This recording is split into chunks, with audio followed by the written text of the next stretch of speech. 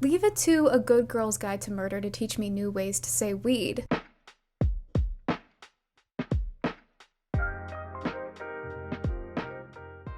Hi, welcome back to my channel. Today I am talking about A Good Girl's Guide to Murder, the book. It was recently made into a TV show and I read the book and I liked the book a lot, so I wanted to do a Mike's Mike, Jenny Nicholson style recap of what happens in the book, because there's a lot going on. If you are new to this channel, welcome. I do recaps like this, I do rankings, I do deep dives with things like TV shows, movies, pop culture, etc. So if you like that, you should subscribe. So there are two versions of this book, and since I live in the US, naturally the copy that I had readily available to me was the US version. There aren't a lot of differences between the American version and the UK version. Really, the only notable differences is the fact that in the US version it takes place in Fairview, Connecticut, and I believe in the UK version it takes place in Little Kilton, England. Some of the slang is different. Apparently Pip's first line is different, and the colleges they mention are also different. Before I begin, this book is a murder mystery but also mentions a lot of different mature topics. So if things like essay or suicide or murder,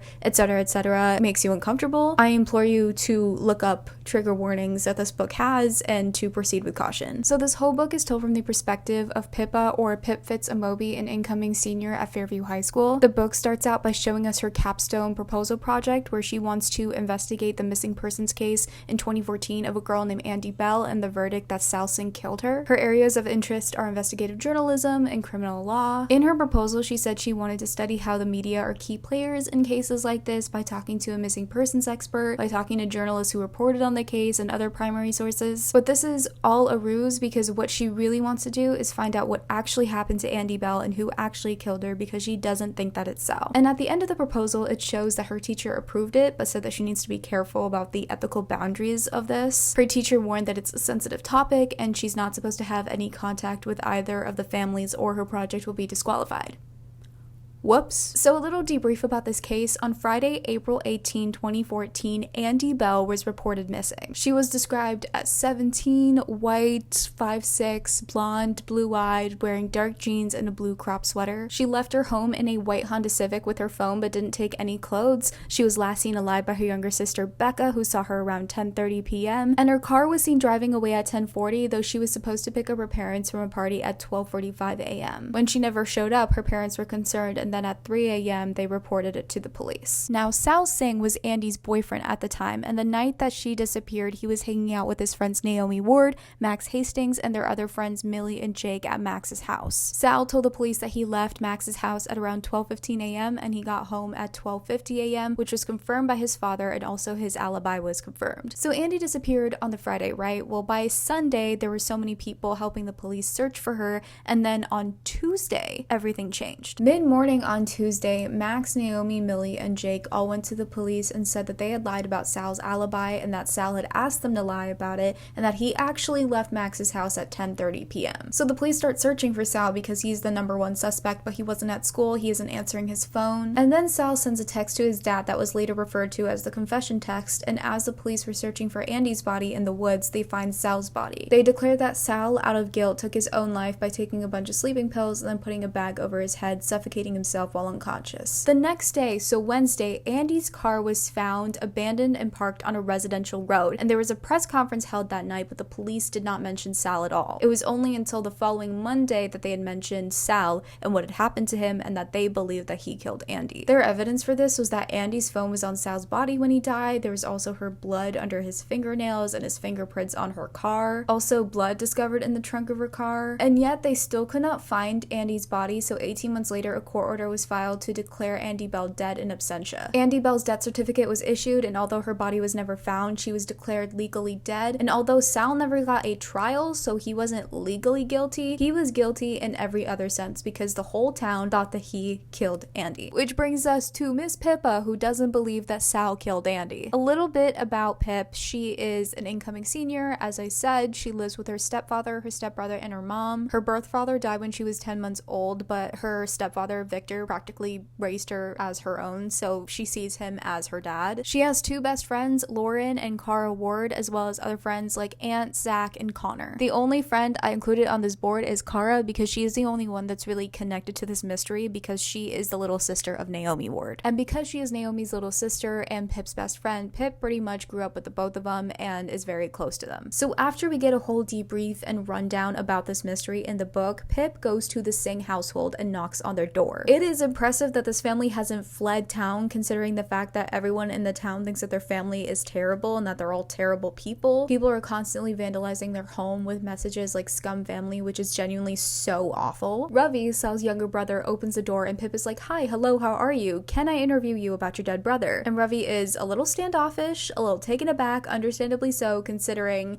how his life has been the past 5 years. I may have forgotten to mention this, but the current year in this book is 2019, so it has been 5 years since the case, and Ravi was 15 when it happened, so he's now 20 years old. So Pip is like, "I want to interview you," and he's like, "What?" But because Pip explains that she doesn't think Sal did it and she wants to try to uncover the truth and prove that he is innocent, he agrees to be interviewed and tells her to come back later that week on Friday. Pip is always 2 steps ahead, so she wants to interview anyone that was possibly close to Andie to get a sense of who she was, where these people were that night, what they told the police, and possible leads. So she starts with 2 girls that were supposedly Andie's best friends, Emma Hutton and Chloe Birch. Because they don't live in Fairview anymore, Pip asks them for phone interviews and they agree to do it. The book then takes us to a different day where Pip and Cara go over to Lauren's house because Lauren just got dumped by her boyfriend. And one thing I want to know is that here and there the book gives us some scenes that have nothing to do with the case to give us a sense of who Pip is and what her dynamic with her friends are like. This isn't really explored, which is fine because I'm here for the tea, I'm here for the juice. But TLDR, Pip is closer to Cara, and also Lauren sort of stopped hanging out with them when she got a boyfriend. And if you haven't been the Pip and Cara, you've been the Lauren. But Lauren apologizes for this and they're like, "It's okay, we got you, girly." And of course all of Pip's friends know about the capstone project that she is doing and they're all very supportive of it. So Pip is like, "Hey, Cara, you should probably warn Naomi that I'm gonna want to interview her." But of course, as Pip stated in her proposal, she wants to investigate how the media were key players in this case, so she of course has to interview Stanley Forbes, who works for the Fairview Mail newspaper and reported on the case 5 years ago. And he is a slimy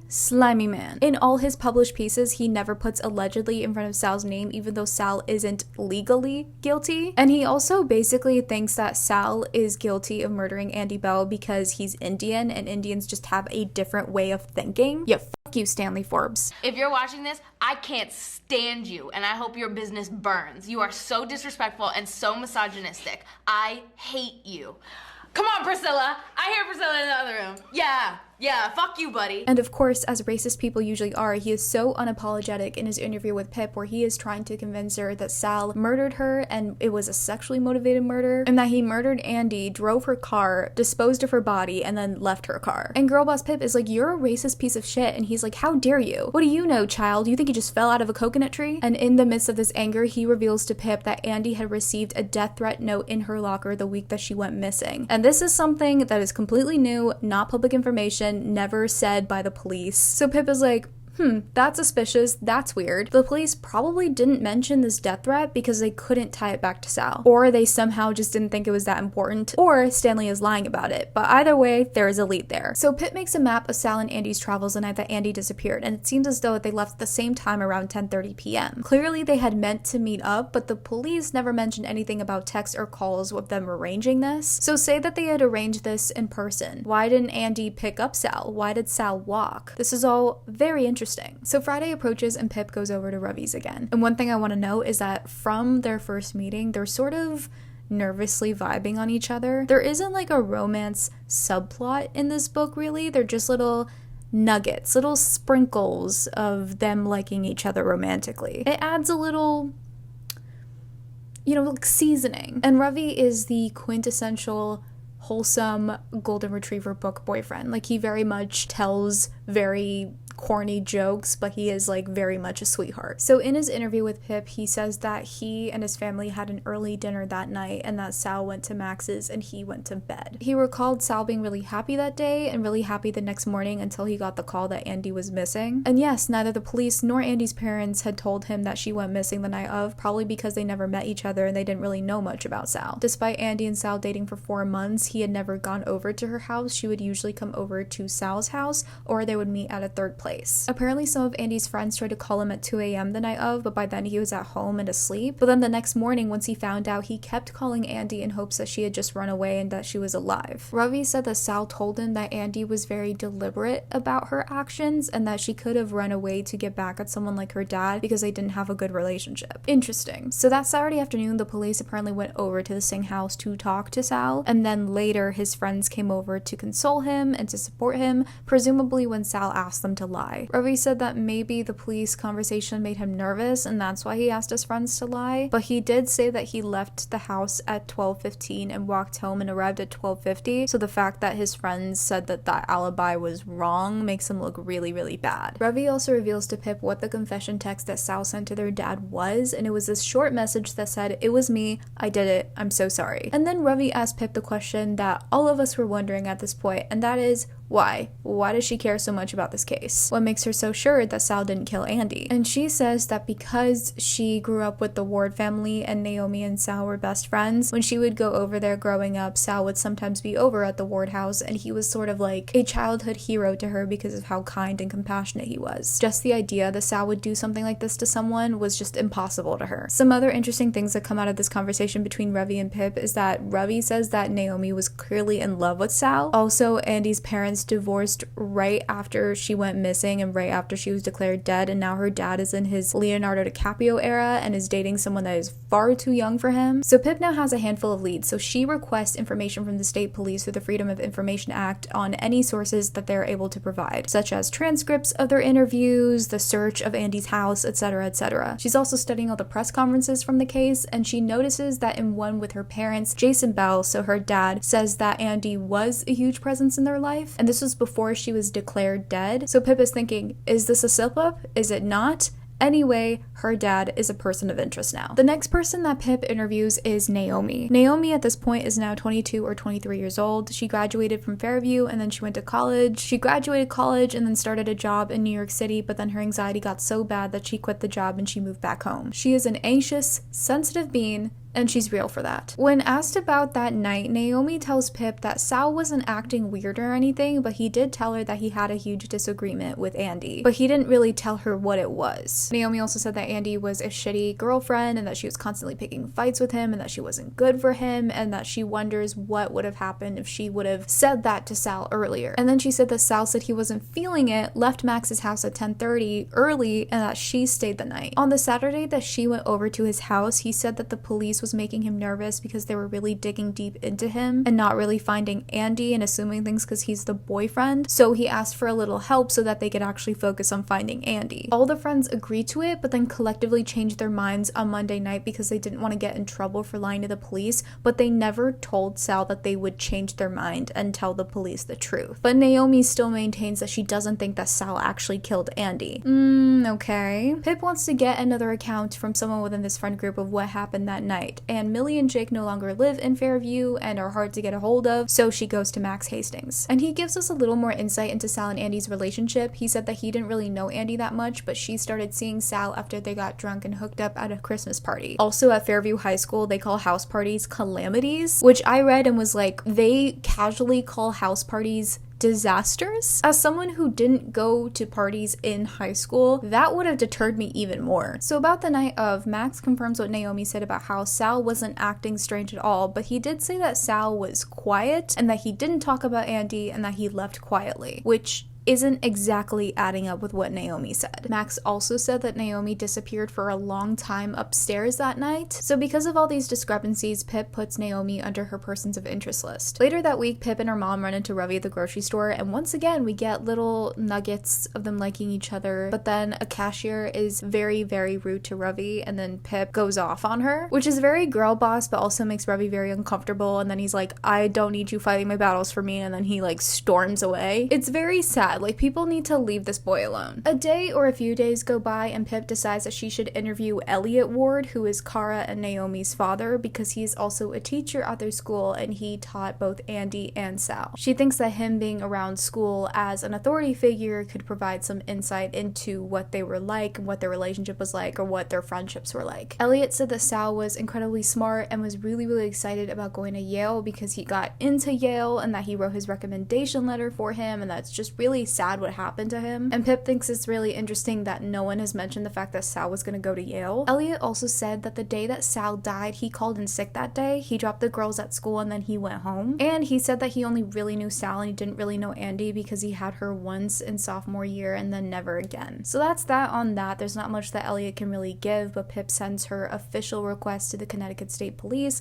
which apparently takes 20 days to process. And then as she does that, Ravi comes to her door to talk to her and to apologize for going off on her after she went off on a cashier for him. He also kind of flirts with her by saying that he likes it when she's feisty, which, as someone who is traumatized by Millie Bobby Brown's book, that line didn't really do it for me, but it's okay, we love him. Anyway, Pip offers Ravi to go with her on a walk with her and her dog Barney, and as they're walking, he tells her about how he's always gotten bad grades and how he's always gotten bullied after what had happened with his brother, and that he also tried to do the same exact thing that she's doing now 3 years back, trying to find the truth about Andie and his brother, but he was brushed off by anyone that he tried to talk to, and he said that's because he is too close to the case, so it's kind of perfect that she is doing this now because she is far enough from the case that people want to talk to her. And then he's like, okay, Miss P.I., tell me what your theories are. And she's like, I have 4 theories. Her first theory is that there's a third party that murdered Andie and Sal assisted this third party and that the guilt consumed him and he took his own life, but he isn't the actual one that killed Andie. He just helped this third party and the killer is still at large. Her second theory is that a third party killed Andie but Sal had absolutely nothing to do with it. Him taking his own life was because of a multitude of factors and that any evidence that makes him seem like the murderer has an innocent explanation to it. The third theory is that there's a third party that killed Andie and knew that Sal was her boyfriend and could make it look like he did it, so they planted all the evidence on him and then killed him. And the last theory is that Andie is actually alive. She needed to make it seem like she had died and she ran away, possibly because she feared for her own life, and lured Sal into the woods and killed him to make it look like he had killed her. She may have put all the evidence on him, may have had an accomplice. And Ravi's like, okay, I want in. I want to help. So this is when Pip and Ravi start working together. They immediately go back to Pip's house and go to her bedroom, and then Ravi pulls out Sal's phone and gives it to Pip to investigate. Pip sees that Andie tried to call Sal at 8:54 p.m. that night and he didn't pick up. Also, since finding out that Andie went missing, Sal called Andie 112 times. Why would he call her that many times unless he truly believed that she was alive because he didn't kill her? Another interesting thing found on Sal's phone is that at 9:01 p.m. he sent a text to Andie saying, I'm not talking to you until you're stopped. And lastly, the last note in his notes app is a license plate that reads 009KKJ. So Pip sits with this information as Ravi is going through her notes, and it seems like the alibi route is sort of a dead end in terms of proving Sal is innocent because it was clear that he was alone for a period of time. So the next step is learning as much about Andie as possible, which brings us to the interviews with her former best friends. Over a phone interview, Emma says that she was contacted at 1 a.m. about Andie's disappearance and that she had tried to get in touch with Sal, but he wasn't picking up, but then notified him the next morning that Andie was missing. She was questioned by the police and told them that Andie and Sal were in the midst of a huge fight, which she didn't know the details about. And she then went on to talk about how Andie was a really toxic friend. Like, she was beautiful, she was adored, she was admired at school and stuff, and sometimes she was nice, but also sometimes she was incredibly abusive. Andie was apparently the kind of person to use your insecurities to absolutely cut you down to get what she wanted, and she just overall seemed like a very terrible person. She also told Pip that Andie's little sister Becca was apparently hospitalized for self-harming,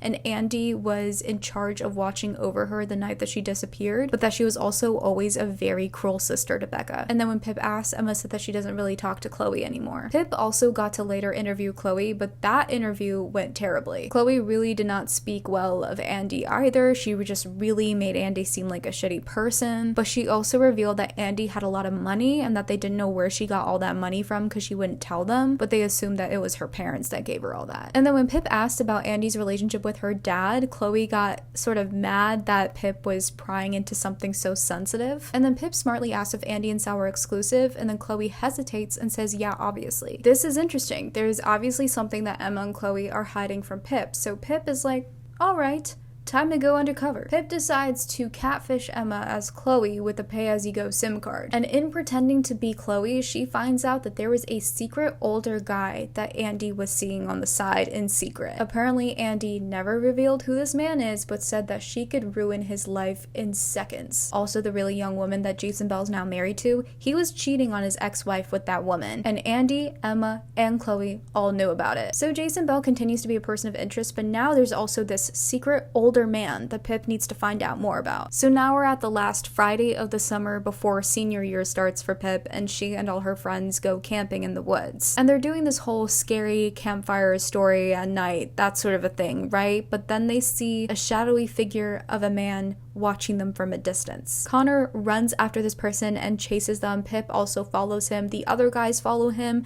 and then Lauren and Kara sort of stumble. They all except Pip have been drinking, by the way, so it's very, very chaotic, and they manage to chase off this man that was watching them, but they all go back to their tents because they can't find him anymore. Personally, that would have been it for me. I would have been like, I'm done. I am not risking my life out here in the woods tonight. Not after that. It's been real, but it's time to go back to the safety and comfort of my home where there is controlled access and at least barriers to entry. They all go back to their tents, they all go back to their sleeping bags, and as Pip goes into her sleeping bag, she finds a note that says, "Stop digging, Pippa." And she thinks that one of the guys pranked her, but they all maintain that they did not write a note for her. So it's getting real. Pip isn't completely oblivious though. She knows that someone actually threatening her is a very real possibility, and because Naomi is on the persons of interest list, while she's over at the ward house one day hanging out with Kara, she asks to borrow their computer. And when she borrows the computer, she goes to the printer settings and she selects the setting that says keep printed copies so that if she ever gets a note again, she could go and borrow the computer and find out if it was coming from the ward's printer. Meanwhile, she asks Emma for another interview where she says that an anonymous source slipped that Andie was seeing some older man. So Emma says that Andie started seeing this random older man in March and that she doesn't even know if he was real or if Andie was just making that up for attention. Like, she didn't reveal anything about this man, and because it seemed like she could have made him up, they never told the police about this older man. And then Pip asks about Naomi and if Naomi and Andie had a falling out, and Emma says no, but that Andie would complain about Elliot. So Elliot lied when he said that he didn't really know Andie. Pip, of course, goes to Mr. Ward and confronts him on why he lied about knowing Andie, but also why did she hate him so much. And he says that he didn't really know Andie, like that part was true, but that she probably hated him because he saw that she was bullying another student. And that the school has a zero tolerance policy and that she did something so bad she could have gotten expelled. But because he didn't want to ruin her life, instead what he did was called her dad. So that probably got her in a lot of trouble and is why she complained about him. In hindsight, he thinks that maybe he should have just gone to the principal and Andie should have just gotten the consequences, but this is relieving to Pip at least. But now she has another lead, the person that Andie bullied. So Pip goes back to Naomi, who reveals that this girl that Andie bullied was Nat Da Silva. Nat Da Silva was a girl that went to school and was in the same year as all of them. She's pretty, she's blonde, looked a lot like Andie, so Andie must have felt threatened by her, according to Naomi. And apparently because of this, Andie started spreading rumors about Nat, rumors about her family being like incestuous, about how she would watch people change in the changing rooms, just really messed up stuff like that. And apparently the thing that Mr. Ward was referring to is that Andie posed as a guy that Nat liked in order to get a topless video of her, and then she posted that topless video all over the internet. Even though the video got taken down, it absolutely ruined Nat. Like, Andie should have gotten criminal charges for that. Naomi apparently told Sal about this at the time, but Sal was just like, it's Andie's business, not mine. Like, it's Andie's mess, not mine. Oh, Sal. Yeah, that wasn't all though. In the fall, the school did a production of The Crucible, and Nat got the main part over Andie. So Nat's brother Daniel worked as a janitor at the school and was older, and Andie threatened Nat by saying that she and her brother had had sex when she was only 15 and he was older, and that she would go to the police if Nat didn't give her the part. Not confirmed whether this was true, and Naomi doesn't even know if this was true, but Nat dropped out and gave Andie the part. Naomi gives Pip Nat's info, including where she lives, because she lives at home now, but also she warns Pip that Nat has an assault charge, which got her kicked out of school and went to prison for a bit, so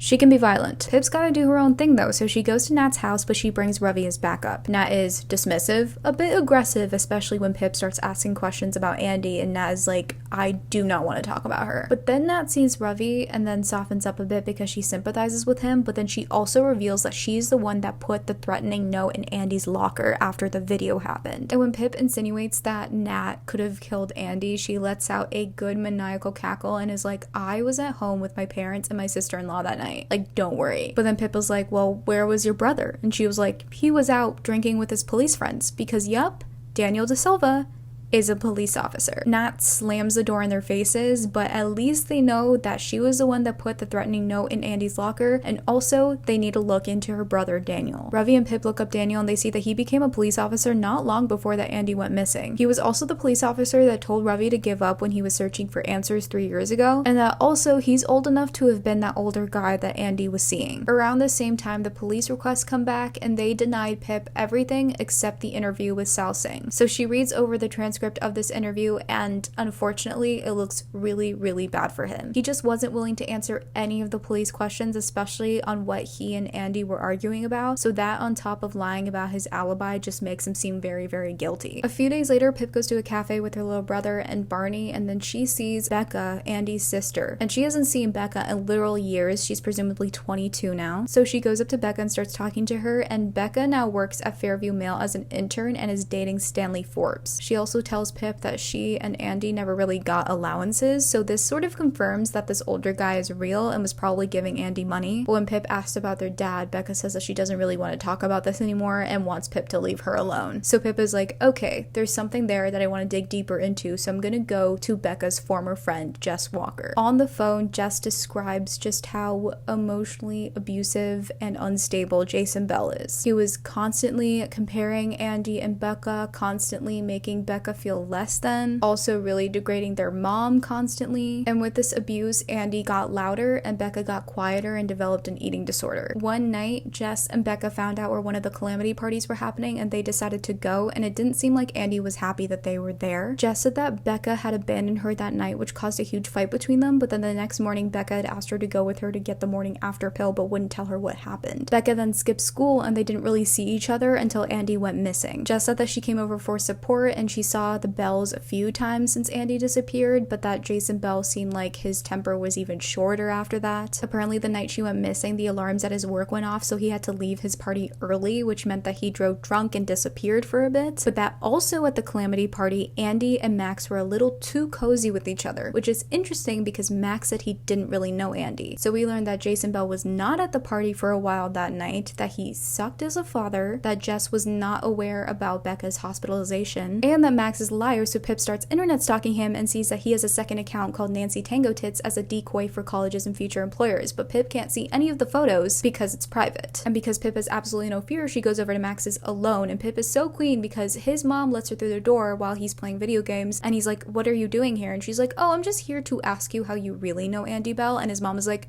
oh, I'm gonna leave. So he brings her up to his room and he denies it at first, but then she brings up the calamity party and he's like, who told you that? Also, you're being delulu trying to figure out this mystery. And she's like, just answer my questions, my guy. Were you seeing Andie behind Sal's back? And he's like, no, I wasn't, and whoever is saying that was probably really drunk and they don't remember correctly. While they're having this exchange, Pip notices Max's notice board on his wall and how there's layers of paper on it, and she sees that he keeps glancing over to it. So she starts slowly inching over as they're talking, and then she's like, okay, so you weren't seeing her. Then why do you keep glancing over? She immediately starts flipping through the board. She grabs a picture. He grabs her arm. She spins towards him, and then they both look at the picture, and she's like, why do you have this? It is a topless picture of Andie in a bathroom with red and white tiling. Max claims he found it on the floor in the back of a classroom and that no one else knows he has it. He then finally confesses that he knew Andie, but not like that. He used to buy drugs off of Andie. Andie used to deal drugs for money and power and was working with an older man in town, and Sal was very much against that, so she never told him. This is getting insane, but Pip is like, I need to find out who this dealer is, so she goes to her friend Aunt, who's on the soccer team at school, who knows a guy named George, who's connected to the whole group of people that does all the calamity parties, and she's like, I need you to get us all into this calamity party. And her friend group is like, what? And she's like, yes, I want to do this. I want to go to a party. I need you to get us in. And they're like, okay,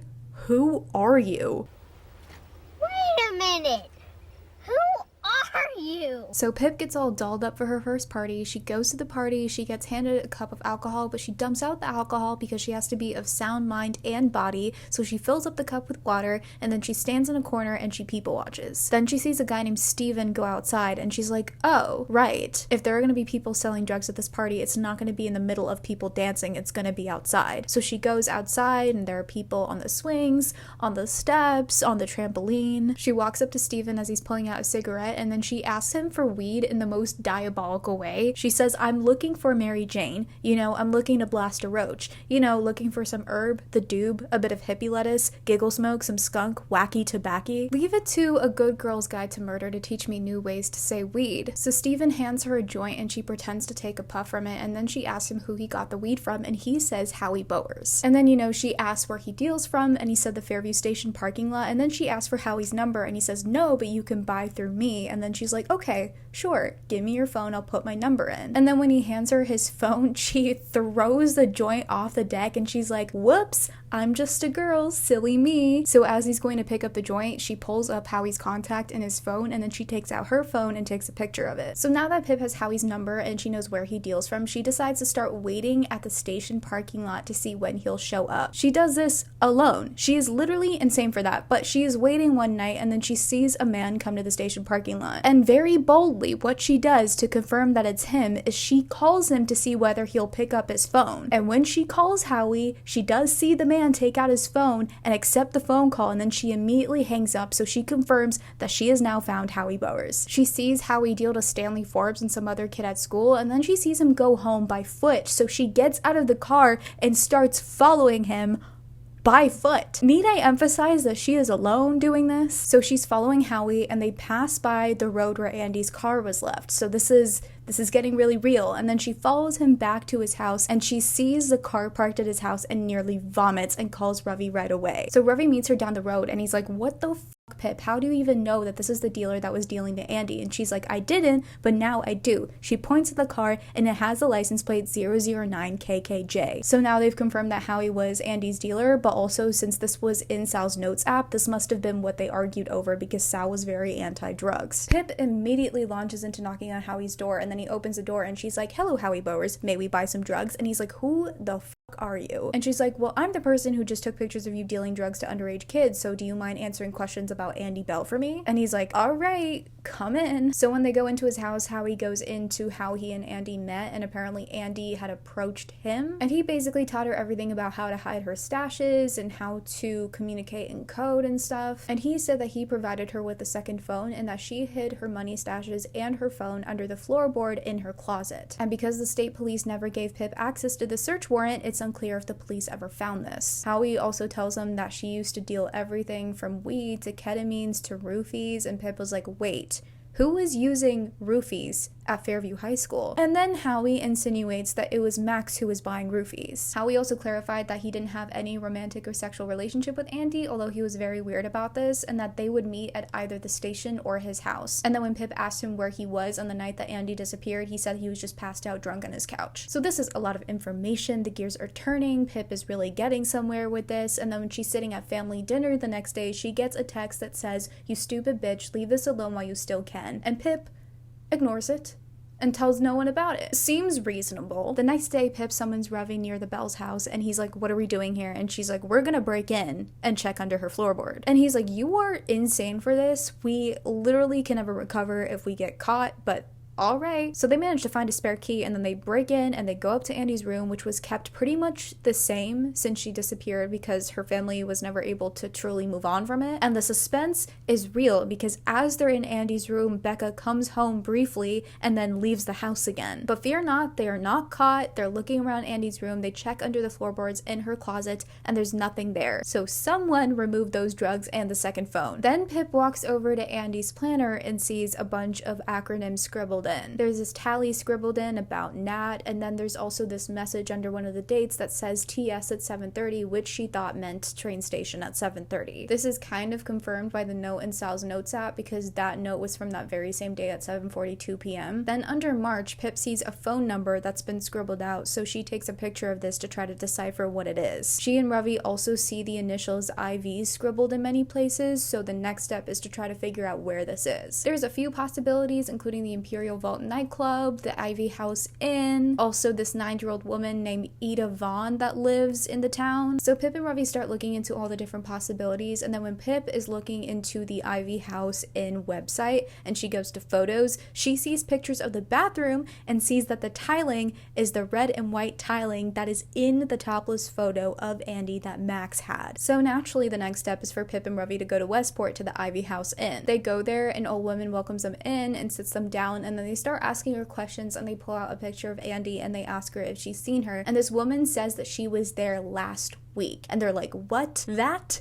is not possible. She is supposed to be dead. This old woman starts to get really emotional until her son comes down and she tells Pip and Ravi that she has Alzheimer's. So she probably didn't see Andie last week, but it probably means that she had seen Andie before, probably from 5 years ago. Either way, it confirms that Andie has been to the Ivy House Inn, probably with the older man that she was seeing. It's important to note that Pip is so mentally deep into this case that she's forgotten all about her extracurriculars and about everything else in her life. She was supposed to be a debate team, but instead she was at the Ivy House Inn. But twist, Pip and Ravi are in the Ivy House Inn parking lot, and then they see Howie and Max in the parking lot. Max keeps lying to Pip, so he is now the prime suspect. Pip wants to dig deeper into the roofies thing, so she asks Emma and Chloe if they ever heard of roofies at parties when they were in high school. And neither of them really give anything to work with, so she starts reaching out to alumni that could have something to say about it. One alumni named Penny said that Nat De Silva once told her that she thought her drink was spiked at a party, and then another alumni named Joe said that she had a friend who got completely wasted at a party, and it was so bad she couldn't move, she couldn't speak, she needed a ton of help getting home. And then a few days later she had asked Joe to go with her to the police about it, and when they went and when she told the police, it was completely brushed off. Joe specifically noted that it was a young police officer, and the only young police officer at that time was Daniel De Silva. So Pip immediately calls Kara and is like, I really need your help. There's something very important that I need to find out about calamity parties and rumors surrounding them, so I need you to tell me the login information to Naomi's Facebook. Kara comes in clutch and gives Pip the information she needs, so she logs into Naomi's Facebook and she goes to Max's other profile, Nancy Tango Tits, and she starts scrolling through the photos that he posted from the night that Andie disappeared at his house. And it's very interesting that the whole friend group except Sal posted photos from that night around the same time on Monday night. And then Pip sees a photo where Naomi is in the background and her phone is lit up and it says 12:09 a.m. Everyone except Sal is in the photo, which means that Sal had to be the one taking the photo. You can also see in the reflection in the window that there's a blue light coming from the person taking the photo, which was the color shirt Sal was wearing, which means that Sal didn't lie about his alibi and that he actually did leave past midnight, which means that he could not have possibly killed Andie. Pip immediately tells Ravi, and she's like, there's only one way to be absolutely 100% sure of this. We have to trace his steps from that night. Since Sal took the photo at 12:09 a.m., they're assuming that he left right after, and since their dad said that he came home at 12:50, they're giving some wiggle room and they're saying 12:55. And they managed to retrace all his steps as fast as possible,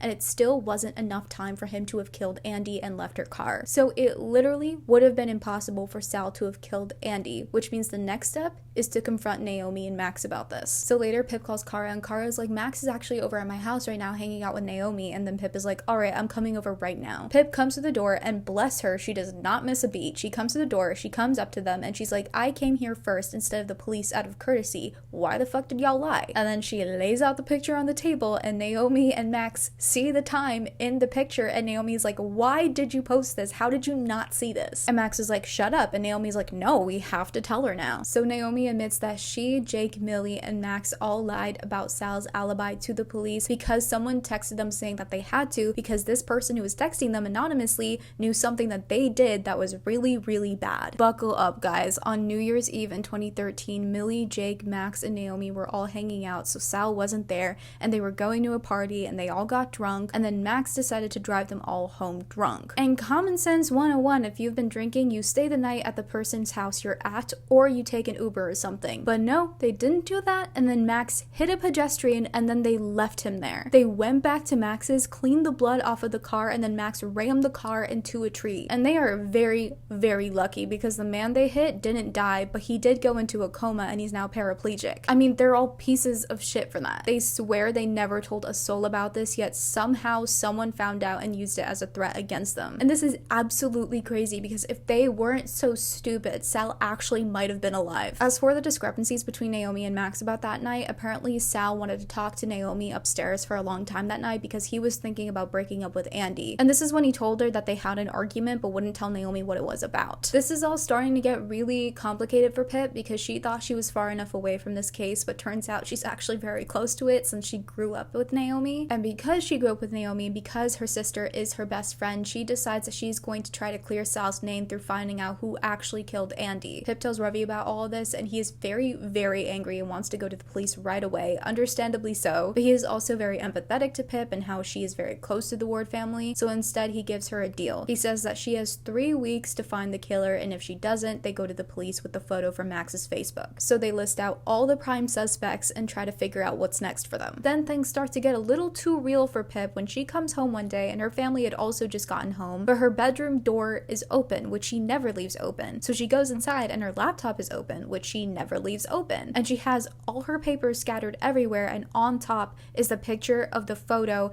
that would save Sal. And when she logs into her computer, she sees a note on a document that says, "You need to stop this, Pippa," which is terrifying, and she's obviously losing sleep over this, but she still is telling no one about it. Then at school, she opens up her textbook and she sees a note that falls out of it that says, "This is your final warning, Pippa, walk away." It could be Nat, it could not be Nat, because she was passing through school that day to ask about the janitor job that her brother used to have, but Pip's next lead is to find more about the second phone. So she goes to the Fairview mail office to talk to Becca. She briefly crosses paths with Stanley Forbes, who doesn't recognize her, obviously because they had a phone interview, but she sees Becca, who's been working on a story about this farmhouse that's been uninhabited for 11 years and why buying it is a bad idea. And then she tells Becca about the whole drugs thing and she's in deep denial, but then Pip asked her who would come over to her house because Pip is trying to find out who could have gone into her house and taken everything from the floorboards. Becca said that Max would never come over even though she knew of him and Andie kind of knew him, but then she says that Daniel De Silva would come over a lot because Daniel and Jason Bell used to work together. He'd come over a lot and he was one of the first responders when Andie disappeared and was one of the people that searched their house. Pip's next step is to talk to Daniel De Silva for the first time by going to one of those police have your say meetings. So she goes there and after the meeting ends, she catches Daniel De Silva and she asks him about the calamity parties and stories about roofies that he might have heard about, and he says he doesn't remember. Then she asks him if he knows Max Hastings and he says that yes, he does, and he was the first responder when Max had hit his car into a tree. Then Pip very boldly asks why he searched the Bell house when it was a conflict of interest for him since he knew the Bell family. And he said, "I don't know what you're talking about. I'm a professional. Get out of my face." So the only little bit of information that Pip gets here is that he might have known about the thing that happened with Max and Naomi. Now is when shit gets too real for real. So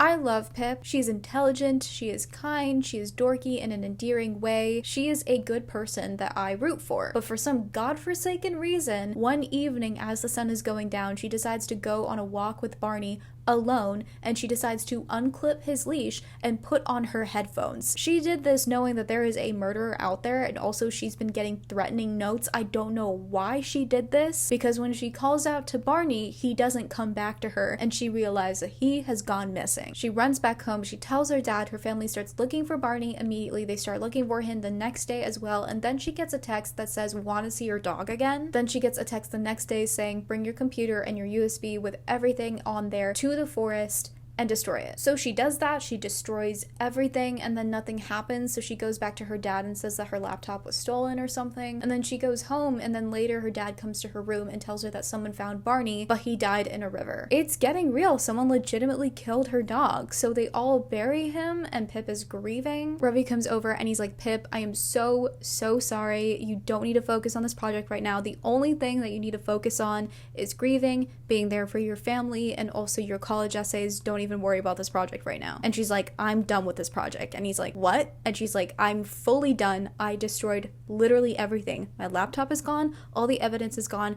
The picture is gone." And he's trying not to get mad about this. He is trying to give her a pep talk that's borderline cliche, but he's like, "You are Pip freaking Fitz-a-Moby. You can do this. And she's like, nope, I don't want to. I destroyed everything and I don't have any backups because I destroyed all of those, so it's done. There's literally nothing to work off of now. And he is so angry that he calls her cruel like Andie Bell. But I will say that this fight is sort of anticlimactic because this happens and then the very next page he comes back over to her house to apologize. Like overnight he connected the dots and he comes back over and he's like, someone killed Barney and that's why you're doing this. So Pip tells him about all of these threats and how she said all those cruel things to try to get him to stay away from her to protect him. And he's like, well, you can't get rid of me, but also we need to follow through with this. We can't go to sleep at night knowing there's a killer on the loose. It's literally gonna keep us up. And she's like, you're right, but how are we gonna do this? Because someone is literally threatening me and is willing to kill living things. So they both mutually decide to keep it on the down low. No more interviews, no more sleuthing. They're going to lay out everything that they have found out so far and they are going to try to connect the dots. And Pip is like, we don't have to start from scratch. Of course I have backups of my backups. So they reprint everything out and they make a murder board that's kind of like this, but I imagine a lot better. Then Naomi calls, but from a different number since she broke her phone, so she's using a temp. And she calls to extend her condolences to Pip, but to also connect her with someone who goes to Columbia because Pip is applying there. Ravi and Pip then lay out all their open leads. There's 1, the Ivy House Inn, 2, the number scribbled in Andie's planner,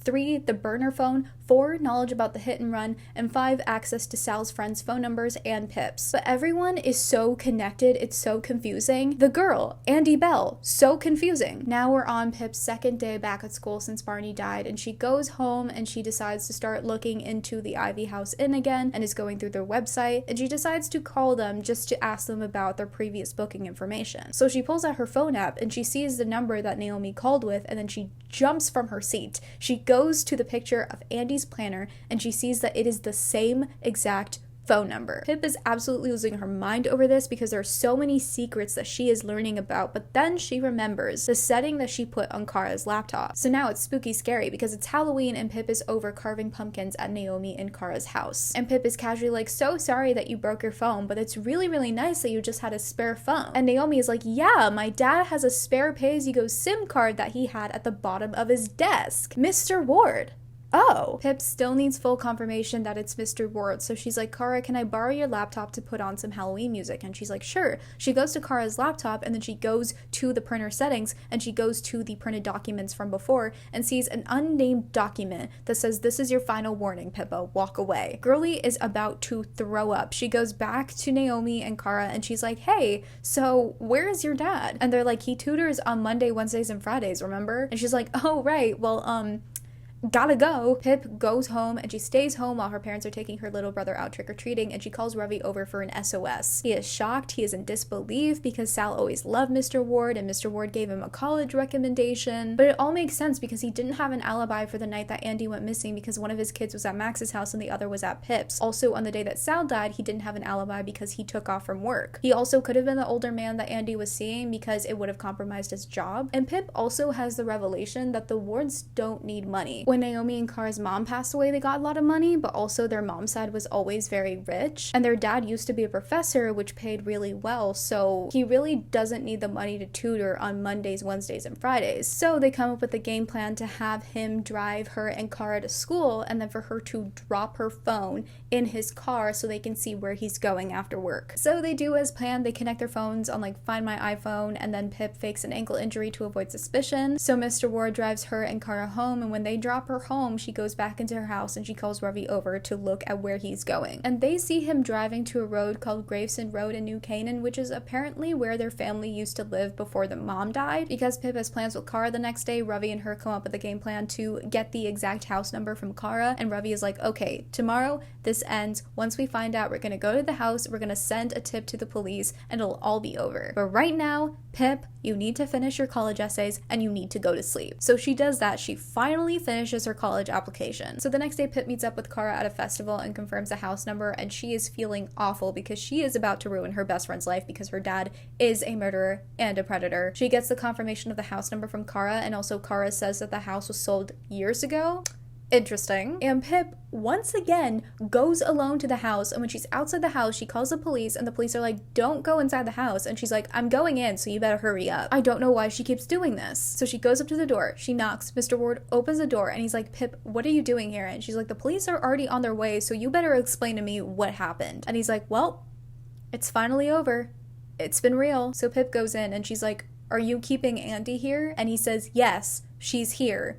Alive. So he lays the scene. It's February 2014 and Andie starts flirting with him at school and giving him attention, and he likes the attention, and then before he knows it, she starts asking for his number, and he knows that it's inappropriate, but then he just somehow found himself paying for a pay-as-you-go SIM card for her. And then they're texting and they're talking and she's asking to meet up with him, and then he just finds himself booking a hotel room at the Ivy House Inn. And Pip is like, she was 17, what the Apparently after that he started trying to end it and started telling her that it was wrong, he can't be doing this, and that's when she started to threaten him. That's when she told him that she took a topless photo of herself and put it in the back of a classroom for him to find, which Max ultimately found, as we know, and he didn't know how to get out of it. But then the bullying thing with Nat Da Silva happened, so he used that as a threat against her, that if she told on him, he would get her expelled with that. So then they were at a stalemate, and then the Friday happened. Andie goes over to the Bell house and she knocks on the door, she comes in, and she's very upset. She starts yelling, she starts throwing things, she starts destroying his ex-wife's paintings. That's when he pushed her, and then she fell back and hit her head on the desk really, really hard. She had a very bad injury on her head and she was conscious, but she was really confused. So he went to go get a first aid kit, and when he came back, she was already gone and the front door was open. She left her phone and everything. She had walked to the house, so he had no idea where she had wandered off to or if she was okay. The next day, he had heard that she went missing, and he really did not know what had happened after she had left the house. But then a few days went by and he started to really panic and started to wonder whether she had died from the injuries somewhere in the forest. And he knew about the hit and run with Millie, Jake, Naomi, and Max because he reads Naomi's diaries. So that's when he sent the threat to get them to lie to the police. Then on that Tuesday, he took off from work, he dropped the girls at school, and he saw Sal in the parking lot, and then he asked Sal to go on a walk with him in the woods to sort of talk things over and try to help look for Andie. So they went to the woods and he gave Sal some coffee with some sleeping pills to help with his headache, and then he held a knife up to Sal to get him to take more sleeping pills, and then pinned him down,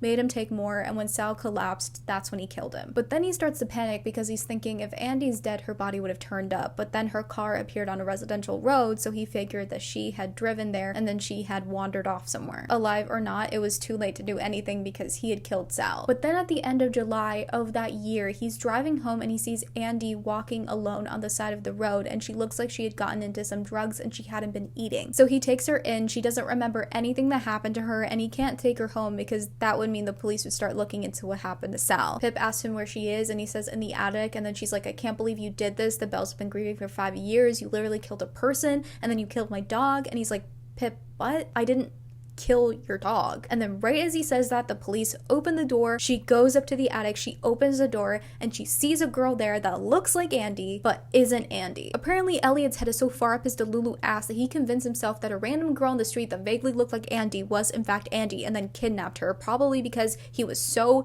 afraid that Andie was actually alive and would come back one day. So he's taken away. Pip is talking to the police and answering their questions, and then Ravi comes to the scene and she's like, what are you doing here? And he's like, what are you doing here? We literally had plans together and then you don't show up. Why the fuck would you do this alone? Which is the $1 million question of this book. As they're driving home, they see the Bells driving to the scene, probably to identify Andie, and the parents are sobbing uncontrollably, and Becca looks so pale. She looks absolutely lost in thought until she locks eyes with Pip and immediately snaps back into life. The next morning, Ravi and his parents go over to Pip's house with a box of chocolates and a bouquet of flowers to come and thank her. It's all wonderful and relieving for them, but even though Elliot was caught, Pip is wondering what happened to Andie Bell that night. After the families hang out, Pip and Ravi are talking about this, and Pip is like, we need to find out what happened to her, and Ravi is like, you need to let the police handle this, but we all know Pip at this point. Pip is staring at the murder map, trying to find the answer. Andie walked to the ward house, stumbled out of there, and somehow managed to get to her car and drive somewhere, and Pip realizes there are two killers, the person who killed Sal and the person who actually killed Andie. Also looked back at the threats she received and realized they're both really different because she recalled what Mr. Ward said about the fact that he didn't kill Barney. She realized that some of the threats addressed her as Pippa, which is probably Mr. Ward, and some of the others addressed her as stupid bitch. She starts crossing off faces. She crosses out Jason Bell's face because no one who actually killed his daughter would actually sob like that. And then she sees Becca's face, and then she remembers what she looked like as they were passing by each other the previous night. She also realized who went to a calamity party and would possibly know about the drugs, who would have access to the house 24/7 and possibly find the drugs and the spare phone, who was there at home that night. Becca. To confirm this, she calls Max, she starts recording the call, and she asks him if he drugged and raped Becca Bell. And he unfortunately admitted to doing that. You can imagine what Pip's next move is. That's right, going to the Bell's house alone. I don't know why she does this, but also she accepts the tea that Becca offers her at the house. Like, why would you ingest something that was given to you by someone who you know is a murderer? I don't understand. And Pip immediately confronts Becca and is like, I know you killed Andie, I know what happened to you at a calamity party, and you tried to find out who it was, did you? And she admits she was trying to find out who did that to her, and all the answers led back to Andie. So she searched Andie's room and found the stash, found her phone, and found that in her phone she had sold roofies to Max. And she wanted to confront Andie about this, and she was hoping that she'd have a very sisterly moment where she'd tell Andie about it, and Andie would apologize for that, and she would help her go to the police about it or something. And when Andie came home with a bad head injury, but she didn't know it at the time, she told Andie, and Andie said that she did not care. Like a lot of people have said, Andie could be really, really cruel, so she told Becca that she can't tell anyone about it, and she should actually feel lucky that she's wanted because she's just like a Walmart version of her. And that's when Becca got really angry. She pushed Andie, Andie fell back, and that's when she started to have a reaction and she choked on her own vomit, and Becca didn't do anything. She just sat there and watched. And when Pip asked Becca what she did with Andie's body, she said that she took her to the uninhabited farmhouse and put her in the septic tank there. So Becca starts explaining how she found out about the drugs, how she found out about the project through Stanley, how she started following Pip and Ravi, and then Pip starts to get very, very dizzy. Because yeah, Becca roofied Pip and starts attacking her. Pip is barely able to fight back, so Becca pins her to the ground and starts choking her, and she starts choking her until she gives up. As Becca lets go, Pip's dad comes to the door with Ravi, and Pip's dad holds Becca back, and Ravi comes to Pip, and Pip loses consciousness. After that, we cut to 2 months later where Pip is about to give a giant presentation on her capstone project, and this whole story has become nationwide news. Pip got into Columbia, she's still friends with Naomi and Kara, and before she goes on to present, Ravi kisses her. She starts her presentation, and then she admits to not doing it alone. She's like, yeah, disqualify me, I don't care, I'm on CNN, baby. And then she brings up Ravi to do the rest of the presentation, ending the book on a lovely monologue about Sal and how good of a brother and a friend and a son he was, and how everyone needs to do better in the community. And that is A Good Girl's Guide to Murder. Thank you so much for watching this video. I really hope you liked it. Let me know if you want a reaction to the show because I still haven't seen it. But comment what your thoughts are, what you love about the book, and subscribe to this channel if you haven't already.